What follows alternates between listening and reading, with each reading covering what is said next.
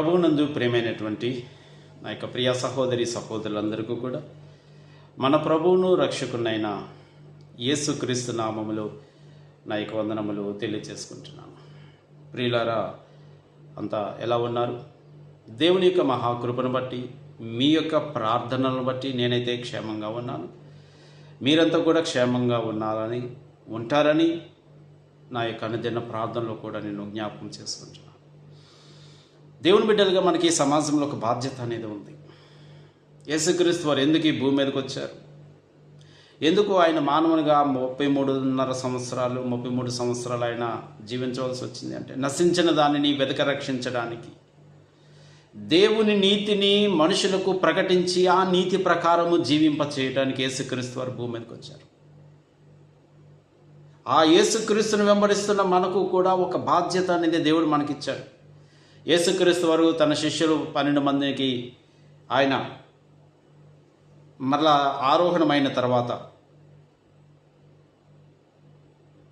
ఆరోహణమయ్యేటప్పుడు mark సువార్త 16వ అధ్యాయంలో ఆయన చెప్తారు కదా, మీరు సర్వలోకమునకు వెళ్ళి సర్వ సృష్టికి సువార్తను ప్రకటించండి, నమ్మి బాప్తిసం పొందినవాడు రక్షింపబడును, నమ్మని వానికి శిక్ష విధింపబడును.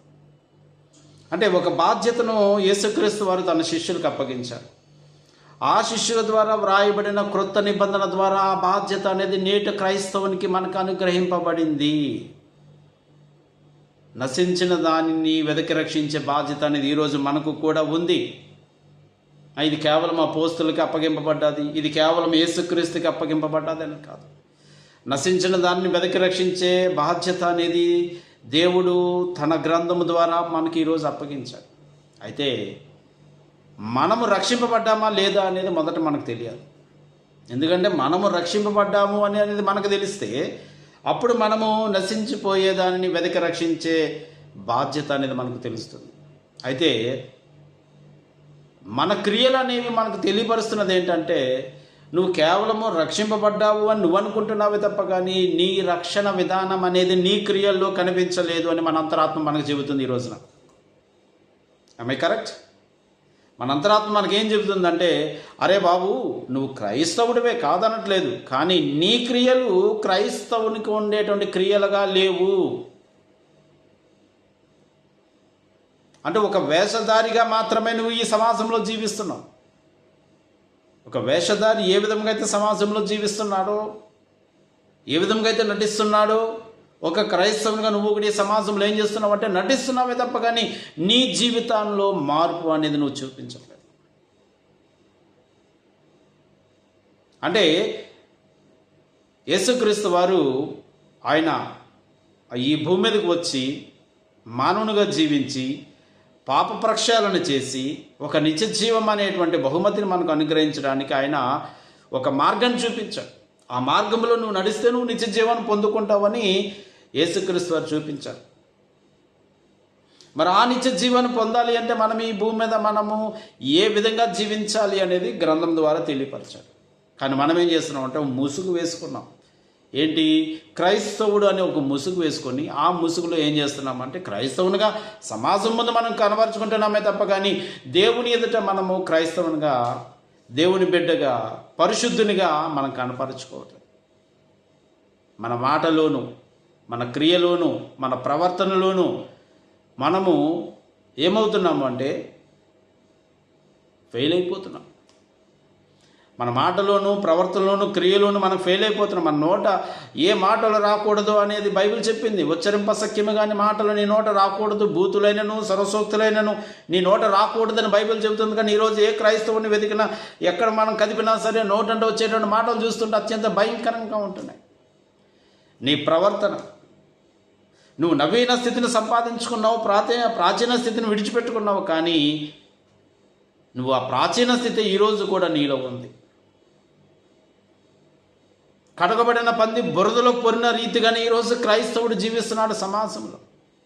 నీ వలన, నీ క్రియల వలన దేవుడు అవమానింపబడుతున్నాడు అనే సంగతి ఈరోజు నీకు తెలియట్లేదు. ఏదో అనుకుంటున్నావు. నీ క్రియల వలన నువ్వు నమ్ముకున్న దేవుడు అవమానింపబడుతున్నాడు అనే సంగతి నీకు ఈరోజు అర్థం కావట్లేదు. నీ ఆలోచన విధానము, నీ యొక్క మాటలు, నీ యొక్క జీవన స్థితి ఇవన్నీ కూడా నీవు నమ్ముకున్న దేవుణ్ణి ఈ సమాజంలో ఒక దోషిగా నిలబెడుతున్నాయన్న సంగతి నీకు అర్థం కావట్లేదు అసలు. దీని ఫలితం రేపు దేవుడి దగ్గర నీకు కనిపిస్తుంది. ఎవరు చూడొచ్చారులే అని నువ్వు అనుకుంటున్నావు, కానీ ఈ 70 సంవత్సరాల జీవితమే, ఇంకా తర్వాత జీవితం లేదు అని అనుకుని నువ్వు జీవిస్తే, వ్యవహరిస్తే, ఈ 70 సంవత్సరాల తర్వాత అసలైన జీవితం అనేది కనిపిస్తుంది. అది శాశ్వత జీవితం, మరణం లేని జీవితం. అది ఎప్పుడైతే నీ శరీరము నీ ఆత్మను వేరుపరిచి ఆత్మ తాను అనుగ్రహించిన దేవుని యొద్దకు వెళ్తుందో అది నిజమైన శాశ్వతమైన జీవితము. ఆ జీవితము నీవు ఎంత దుర్భరమైనదిగా ఉంటుందో ఈరోజు నీకు అర్థం కాదు. అబ్రహాము లాజరు ధనవంతుని యొక్క ఉదంతాన్ని మనం చదివితే మనకు అర్థమవుతుంది. ధనవంతుడు ఏమని అబ్రహాముని వేడుకున్నాడు ఒకసారి మనం ఆ ఉదంతాన్ని చదివితే ఇంత భయంకరంగా ఉంటుందా?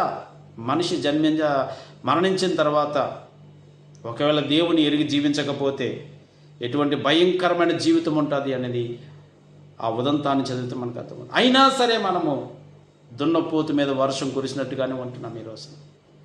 సమాజం ముందు క్రైస్తవునిగా మనం మన సమాజాన్ని మోసం చేస్తున్నామో లేకపోతే దేవుని మోసం చేస్తున్నామా అనేది మనకు అర్థం కావట్లేదు. ఈ రోజున మనం అనుకుంటున్నాం దేవుని దగ్గర మనము నీతిగానే జీవిస్తున్నట్టుగా మనం సమాజం ముందు చూపిస్తున్నాం, కానీ దేవునికి సమస్తము తెలుసు.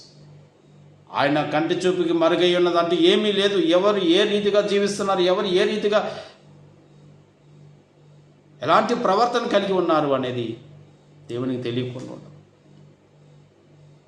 కాబట్టి ప్రియమైన వాళ్ళారా, ఈ సమాజంలో మనం క్రైస్తవులుగా జీవించడము అంటే ఒక మంచి విలువ కలిగిన జీవితం, ఒక అద్భుతమైన జీవితం, ఘనమైన జీవితం. ఎప్పుడైతే నువ్వు దేవుని బిడ్డగా పిలువబడుతున్నావు అంటే చాలామంది అంటారు గొర్రె బిడ్డ, ఆ బిడ్డ.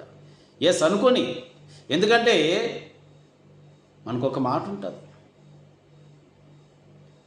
మూర్ఖునికి ఏమి తెలుసు మొగలి పువ్వు వాసన అంటారు. అంటే మూర్ఖునికి మొగలి పువ్వు యొక్క విలువ తెలియదు. ఇలాగే ఈ గొర్రెబిడ్డ మరో రకంగా క్రైస్తవులను దూషిస్తున్న వారికి ఆ దేవుని విలువ తెలియదు కాబట్టి వాళ్ళు అంటారు.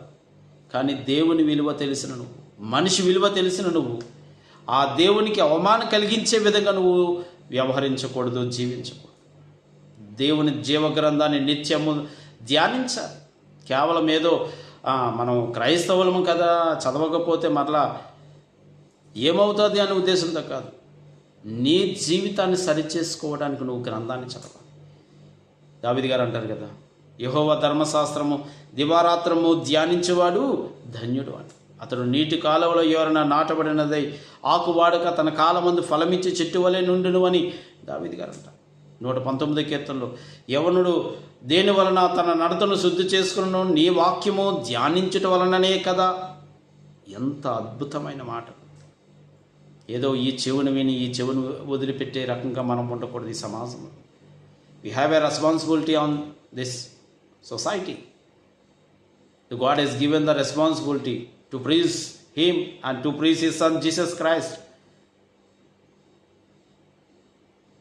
సమాజం మనల్ని చూసి హేళన చేస్తుంది, కానీ ఏ సమాజం నిన్ను హేళన చేసిందో ఆ సమాజమే మరలా దేవుని మహిమపరిచే రీతిగా నీ ప్రవర్తనలో మార్పు అనేది ఉంటే ఖచ్చితంగా ఆ సమాజం మరలా రేపటి దినమందు దేవుని సన్నిధికి వచ్చేదే అవకాశం ఉంటుంది. ఈరోజు నేను సిగ్గుపడితే రేపు నేను దేవుని దగ్గర నీతిమంతునిగా నిలబడే పరిస్థితి నాకు ఉంటుంది. కాబట్టి ప్రియమైన వారులారా, దేవుడు మనకి ఇచ్చినటువంటి బాధ్యతను మనం గుర్తెరిగి సమాజంలో ఒక దేవుని కుమారునిగా, దేవుని కుమార్తెగా బాధ్యత కలిగి మన ప్రవర్తన ద్వారా దేవునికి మహిమ కలిగే విధంగా మనం ఈ సమాజంలో జీవించి అనేక మందిని దేవుని ఎదుగు నడిపించడానికి మన వంతు ప్రయత్నం మనం చేద్దాం. అందరికీ కూడా నైక వందనములు తెలియజేసుకుంటున్నాం.